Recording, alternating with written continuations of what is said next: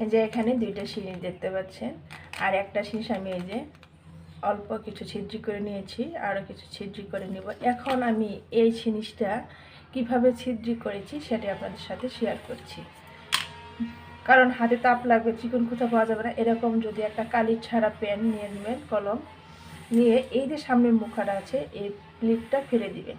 ফেলে দিয়ে আর একটা দিয়ে নিয়েছি মেশিনের সুইচ। এই মেশিনের সুইচটা এদের ভিতরে ঢুকিয়ে দিয়ে হাতে আর ছেঁকা লাগবে না বা তাপ লাগবে না। সুন্দর হয়ে গেছে আমার এটা ঢুকানো।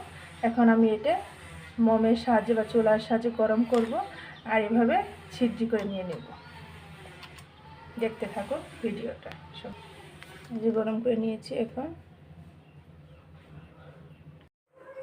এভাবে একটু পর পর গরম করব আর এভাবে ছিদ্রি করে নেব। আর এভাবেই গরম না করলে ছিদ্রি আমরা সম্পূর্ণভাবে ছিদ্রি করে নিয়ে নিচ্ছি আমি। দেখতে থাকুন সবাই। এই দেখেন ভীষণ ফাইনালি আমার জিনিসটা ছিদ্রি করে হয়ে গেছে। পিঠা বানানোর জন্য এখন প্রস্তুত।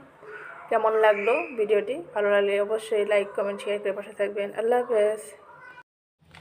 এই যে এখানে দুইটা শীষ দেখতে পাচ্ছেন, আর একটা শীষ আমি এই যে অল্প কিছু ছিদ্রি করে নিয়েছি, আরও কিছু ছিদ্রি করে নেব। এখন আমি এই জিনিসটা কিভাবে ছিদ্রি করেছি সেটা আপনাদের সাথে শেয়ার করছি।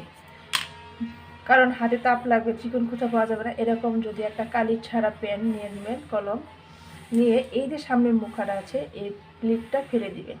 ফেলে দিয়ে আর একটা দিয়ে নিয়েছি মেশিনের সুইচ। এই মেশিনের সুইচটা এদের ভিতরে ঢুকিয়ে দিয়ে হাতে আর ছেঁকা লাগবে না বা তাপ লাগবে না। সুন্দর হয়ে গেছে আমার এটা ঢুকানো। এখন আমি এটা মোমের সাহায্যে বা চুলার সাহায্যে গরম করব, আর এভাবে ছিদ্রি করে নিয়ে নেব। দেখতে থাকো ভিডিওটা। সব যে গরম করে নিয়েছি, এখন এভাবে একটু পর পর গরম করব আর এভাবে ছিদ্রি করে নেব। আর এভাবেই গরম না করলে ছিদ্রি আমরা সম্পূর্ণভাবে ছিদ্রি করে নিয়ে নিচ্ছি আমি। দেখতে থাকুন সবাই। এই দেখেন ভীষণ ফাইনালি আমার জিনিসটা ছিদ্রি করে হয়ে গেছে। পিঠা বানানোর জন্য এখন প্রস্তুত। কেমন লাগলো ভিডিওটি? ভালো লাগলে অবশ্যই লাইক কমেন্ট শেয়ার করে পাশে থাকবেন। আল্লাহ হাফেজ।